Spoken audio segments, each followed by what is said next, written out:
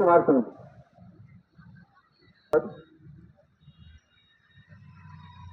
आज एक दिवसीय महाधरना एवं उपवास का जो कार्यक्रम रखा गया है, अखिल भारतीय रविदास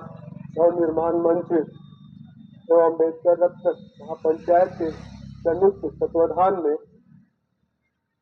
अशोक राम जी के राष्ट्रीय अध्यक्ष है, उनको बहुत बहुत धन्यवाद और उनके टीम को भी बहुत बहुत धन्यवाद, क्योंकि ये जो कार्यक्रम रखा गया है वो सिर्फ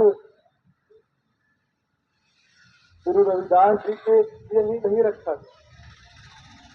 इस तरह का हरेक समाज में जो योद्धा लड़ाई लड़ने वाले, अपने समाज के प्रति योगदान देने वाले, अपने समाज के प्रति निष्ठा रखते हुए अपने समाज का उत्थान करने के लिए लड़ाई लड़ने वाले, उन वैसे लोगों के लिए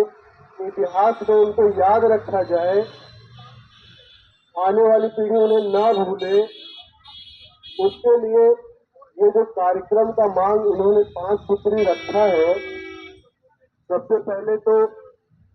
क्षत्रिय करनी सेना की ओर से राष्ट्रीय संगठन महामंत्री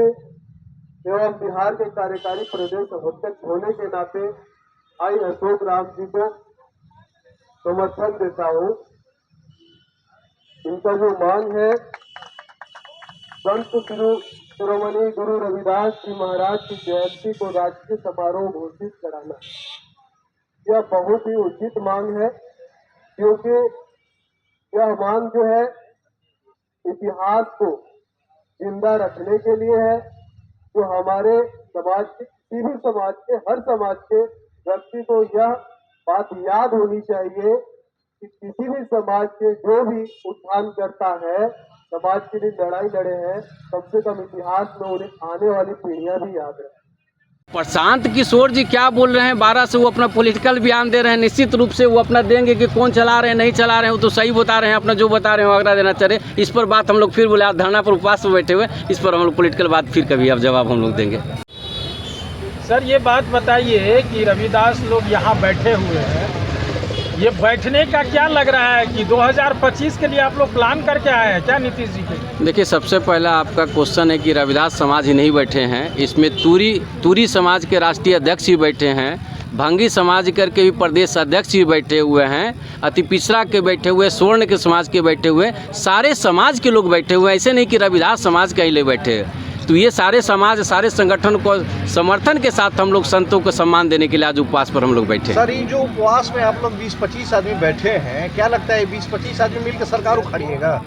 ये सरकार उखाड़ने की कहाँ बात हो रही है? सरकार को हिलाने की बात हो रही है। सरकार को हिलाने के लिए सरकार को मैं ध्यान आकर्षित कराना चाह रहा हूँ, केंद्र सरकार, राज्य सरकार को, कि आप अच्छे काम कर रहे हैं, सारे संत महात्माओं को आप सम्मान दे रहे हैं, तो एक और संत है जो सिरमौर है, उनको भी सम्मान दे, ये सरकार को ध्यान आकर्षित हम लोग करा रहे हैं। और निश्चित रूप से जब सरकार सबों संत महात्मा को सम्मान दे रही है, तो हम लोग की आवाज़ सुनी जाएगी और संत का सम्मान भी मिलेगा, ऐसा उम्मीद हम लोग करते हैं। क्या कॉलेजियम सिस्टम खत्म करने की बात कई राजनीतिक पार्टियां पहले से कर रही हैं, जो अब सरकार में आ गई हैं तो खामोश हो गई हैं, कहीं दरपर्दा उन्हीं के एजेंडे को तो आगे लेकर नहीं चल रहे हैं। देखिए, कॉलेजियम सिस्टम से सारे नेता बोले, माननीय उपेंद्र कुशवाहा जी सदन में बात को उठा चुके हैं, और उस बात को आपको देश के राष्ट्रपति महोदया ने भी बात को उठाए हैं, और ये पूरे जनता के बीच में कॉलेजियम सिस्टम से एक चीज़ होगा कि जब अंग्रेज के ज़माने से जो सरकार चली आ रही सिस्टम को पूरी सरकार चेंज कर रही है, कि अंग्रेज की व्यवस्था नहीं चलेगी हमारे देश में, तो जब अंग्रेज की व्यवस्था नहीं चलेगी तो अंग्रेज के बनाए हुए अनुशंसा पर जो अभी जज बन रहे हैं वो जज नहीं बनना चाहिए, ये मांग करना चाह रहे हैं। हम लोग तो मांग कर रहे हैं कि जिस तरह से IAS IPS का एग्ज़ाम होता है, उसी तरह से जजों की बहाली के भी जो है कि ये हो कि सभी धर्म, सभी जाति के लोगों को और सभी जो है कि इंटेलिजेंस